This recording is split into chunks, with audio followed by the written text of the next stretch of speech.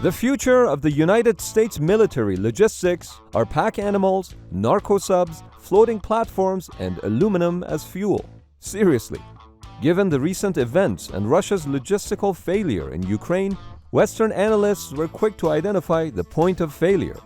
Tanks running out of fuel, sunken ships, and 40-kilometer convoys that go nowhere. But are the American supply lines as good as one might think? For example, the Center for Strategic and Budgetary Assessments found that the current and programmed Defense Maritime Logistics Force is inadequate to support a major military operation against China or Russia, as there is a gap between the operational needs and the logistical capabilities. NATO defines logistics as the bridge between deployed forces and the industrial base which produces materials and weapons that those deployed forces need in order to accomplish their mission. You see, when Washington funds the Pentagon, money tends to go to missiles and fighter aircraft instead of logistical platforms. American logistics services have been underfunded for decades and are now simply outdated, as you will soon discover. The modern battlefield has changed, so the platforms need to be refreshed. But to do that, the thinking needs to be refreshed first. The current logistics networks suffer not only from underinvestment, but also from lack of imagination. And imagine we shall. During World War II, in Roosevelt's eyes, the key to winning the war was to outproduce the enemy. The same holds true today, and this is evident during the present Russo-Ukrainian war. Ukrainians are clearly at an advantage from a procurement point of view, as NATO is supplying them with military equipment. In contrast, Russia is struggling. In fact, just recently, they had to shut down their only tank factory due to lack of parts procured from other countries as a result of sanctions. Over the years, supply chains have been transformed by consolidation, offshoring, and foreign investments that affect commercial industries that also have military applications, like telecom, circuit boards, and batteries. The U.S. Department of Defense draws from many of the same procurement sources that the commercial sector does. American industries have moved more than 40,000 manufacturing facilities overseas in the past 25 years, and this has created vulnerabilities that cannot be quickly mitigated in a crisis. The risks of this fragile system are well known, but often ignored. Commercial supply chains are effective means of delivering goods at lower prices, but they often lack the resilience to withstand disruptions, be it natural disasters, pandemics, or wars. Imagine a major conflict with Russia. It's easy if you try. Such a conflict can send shockwaves, not only through commercial supply chains, but also for that of defense. And this brings us to mules. Social media is like a mule that carries news and information to us. Except for the news that we receive has been filtered by algorithms to feed our confirmation bias, which is why I'm excited about today's sponsor, Ground News. Ground News scours the internet to show every article on any given issue.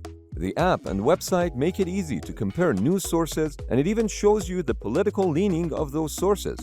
For example, the purchase of Twitter by Elon Musk has been evenly reported on both sides of the political aisle. But the concerns expressed by the White House as a result of this deal has not been covered on the left as much as it has on the right. Conveniently for you, Ground News has a dedicated blind spot feed, so you can quickly browse through stories you might be missing. Ground News is a small team of independent media outsiders concerned about the future of news. They are not funded by media companies, big tech, or institutional investors. They're supported by subscribers. So if you're looking for a better way to stay informed about current events around the world, check out Ground News by clicking the link in the description. Before you dismiss the idea of pack animals being used in modern battlefields, consider this. Yeah, right. Defense Advanced Research Projects Agency, or DARPA, spent $42 million developing a robot pack horse known as Legged Squad Support System, or simply LS-3. The LS-3 was supposed to help Marines and soldiers carry up to 400 pounds of supplies, but it turned out to be a flop. Not only its range was limited by fuel, it would constantly break down, and worst of all, it was f***ing loud. but I can see why the Pentagon funded the robotic mule. The struggle is real. Mules are often called the AK-47s of logistics because of their rugged utility. A mule costs only a few $1,000s compared to ground vehicles such as the Joint Light Tactical Vehicle (JLTV) that costs $350,000. Pack animals can reliably carry hundreds of pounds of water, fuel, munitions, and equipment in a terrain that is too difficult for motor vehicles to traverse. Compared to vehicles, mules are also harder to detect, either optically, on radars, or infrared. Of course, there are some exceptions. Besides, pack animals have been used for thousands of years. During World War II, German logistics was powered by more than 600,000 horses. A big problem for ground vehicles like JLTV or even tanks is that they require fuel, and a lot of it.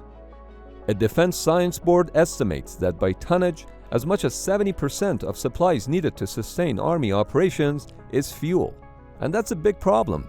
Modern weapons such as drones and portable guided missile systems can destroy supply convoys in no time. The Russian experience in Ukraine is a perfect example of this.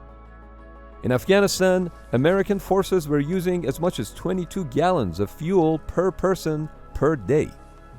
Reducing fuel consumption will be an operational necessity in distributed operations. Pack animals don't need fuel, as they can survive on water and forage in their environment. Relying on pack animals also reduces the need for spare parts and costly maintenance. The warfare of the future calls for simple, inexpensive, and portable platforms that do not need a decade to be designed and tested. Just look at tanks. No matter how sophisticated their defense systems are, simple and relatively inexpensive javelins and NLAWs will overwhelm tanks in no time. The US Marine Corps is currently in the process of figuring out how to sustain an expeditionary force across East Asian littorals. The plan that's currently in the works is calling for the use of pack animals such as mules and horses. And ironically, despite all the technological advancements, pack animals might be the best option for supply logistics in a wide variety of terrains, but primarily in mountains and forests. At the moment, only the Marine Corps Mountain Warfare Training Center teaches Marines and Army Special Forces how to employ and care for pack animals. There are growing calls within the Pentagon to expand the use of pack animals in the future. But how about US Navy's capability to resupply themselves during a full-blown conflict? It's truly not what you think. Military Sealift Command operates and crews 125 ships that replenish the Navy at sea. But out of those 125 vessels, only 31 are designed to resupply warships during combat, and they are unarmed for the most part, besides small firearms to deal with pirates. And they are manned by civilian forces, because it's cheaper. Those defenseless civilian-run oilers and dry cargo ships will be easily targeted during a naval conflict, especially now in the missile age. China's military has made it clear that those ships will be targeted in a potential conflict. Losing even a few oilers or dry cargo ships would severely limit military operational abilities. During World War II, the US Navy had about 100 oilers and a few thousand dry cargo supply ships. 2,700 Liberty-class ships were built alone. To protect the resupply convoys, the US Navy had 507 escort destroyers and 71 escort carriers. The escort carriers and destroyers protected the supply ships from enemy airplanes and submarines. To protect the fleet of supply ships that currently exists under the US Navy, you'd need to have a fleet of escort vessels, install missile defense systems on the supply ships, and have military personnel operate those defense systems. But wait, why can't the supply ships just sail under the protection of the carrier strike groups? The reason they can't is because they're too slow. Only 2 supply ships in the US Navy are fast enough to keep up with the carrier strike groups, and that's USNS Arctic and USNS Supply. But even if all the supply ships were fast enough, they would still have to sail back and forth between combat zones and harbors to replenish supplies. But even if we forget about the vulnerability of supply ships during transit, the way the replenishments are currently conducted put the combat fleet in a vulnerable position. Vertical replenishment, which is mostly done by MH-60S Seahawks, requires both a high level of precision and crew coordination. Sometimes air crews encounter load oscillations because of aerodynamic properties of the external cargo, and this can slow down the entire operation, which can be lethal in combat. Manufacturers are currently working on a stabilization system to dampen the rotation and oscillation of helicopter external loads to make VERTREP much safer and more efficient. On the other hand, during alongside connected replenishment, the supply ship and receiving ship have to maintain constant course and speed while in formation. A constant speed of 12 to 16 knots lessens the relative motion due to wave actions and allows for better heading control. But being hooked up to a supply ship via rigs and hoses for hours makes a warship more vulnerable to long-range weapons, especially hypersonic missiles.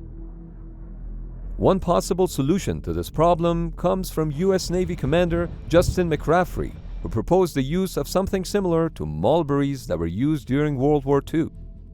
Mulberries were portable harbors that were used by Allies in Normandy in the absence of traditional port facilities. Today, artificial floating platforms, including inflatable platforms, could be used to connect both supply ships and warships in the middle of the ocean. This artificial logistical space would function as a raceway pit stop where crew would rapidly service surface combatants with fuel, food, and munitions. But more importantly, combining these platforms with an advanced, stabilized crane system could provide a capability to replenish the Mark 41 vertical launch systems at sea.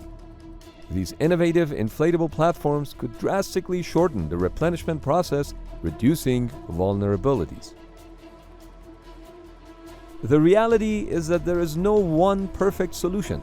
Modern warfare demands something that doesn't take decades to develop, is inexpensive, and can get the job done. This is why the American military is looking beyond conventional logistical models and more toward adaptive and innovative models, in part thanks to narcotics. Since 1971, the war on drugs has cost American taxpayers an estimated $1 trillion.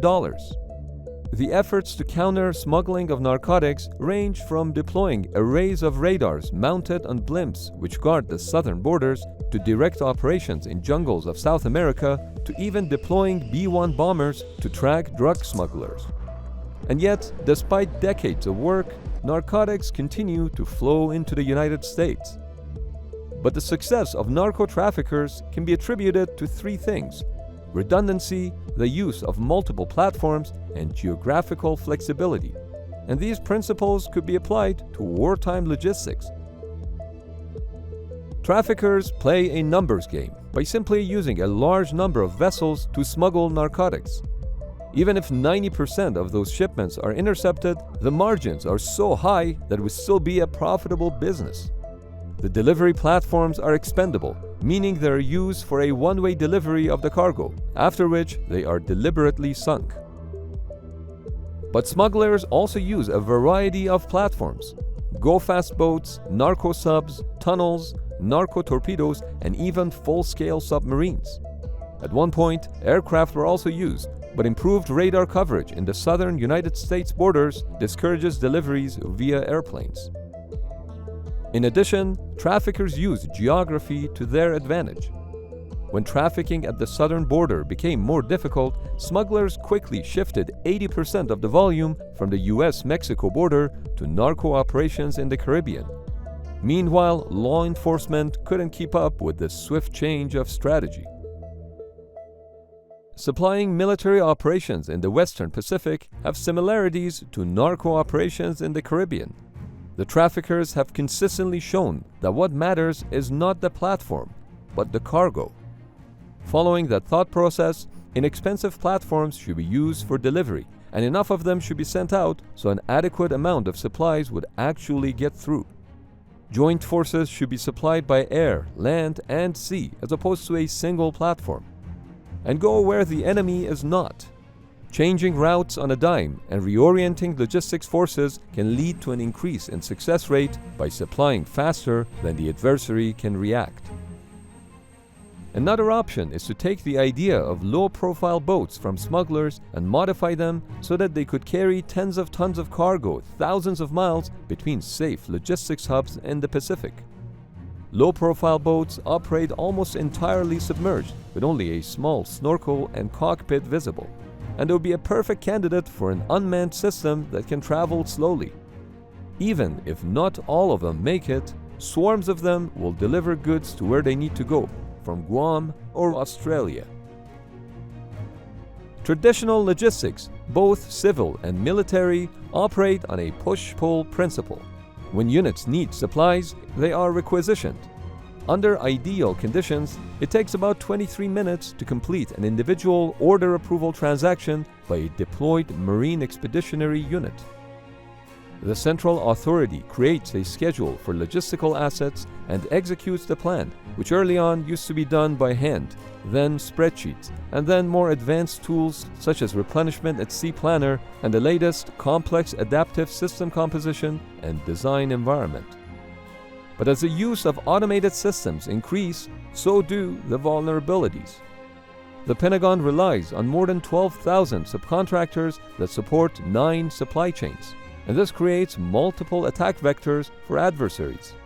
Even slowing down the communication network can disrupt the supply chain by preventing effective transfer of information. What comes next is disruptive artificial intelligence systems. Advanced AI can estimate expenditures of various types of ammunition, therefore inferring the time and location of the assets when they need to be resupplied. This effectively reduces lead times from days to hours. But during fierce conflicts with limited resources, AI can take it to a whole other level. The logistical systems may themselves decide which battles to reinforce and which battles to forsake by choosing which combat formations to reinforce with limited supplies. With this comes a basket of ethical dilemmas, as a logistics software may have the power to decide which friendly forces live and which ones die. As mentioned earlier, about 70% of all military logistical supplies by volume is fuel. The liquid fuel supplied to forward units is often highly visible as it's transported either by a vulnerable oil tanker or fuel truck convoys. This vulnerability is well documented during the US wars in Iraq and Afghanistan, where disproportionately more US casualties came from fuel convoys. But what if we could replace the highly combustible fuel with something solid? The answer is aluminum solid fuel. It has double the energy density of diesel fuel and is not a fire hazard. When aluminum reacts with water, it produces hydrogen, which in efficient fuel cells generates electricity that can power up military vehicles, like tanks. And you don't need that much water. 1 liter of water that reacts with aluminum fuel can produce 1,368 liters of hydrogen. And the water can be any water, be it dirty water or snowmelt. It really doesn't matter. Now, without getting too deep into the physics of aluminum fuel cells, they won't solve the Earth's energy crisis, but the military benefits are clear. Solid fuel can dramatically reduce logistical needs of expeditionary forces and make supply convoys less vulnerable. Running vehicles on hydrogen fuel cells reduces their thermal signature compared to combustion engines, and there's also no visible exhaust. As of now, the US military has been researching aluminum solid fuels for over a decade, and a version of aluminum fuel cells has already been implemented on unmanned undersea vehicles. The potential of solid fuels is limitless. Just imagine you could build unmanned vehicles from aluminum that would feed off of their own structure and then self-destruct once they've accomplished their mission. I just hope no narco-traffickers are watching.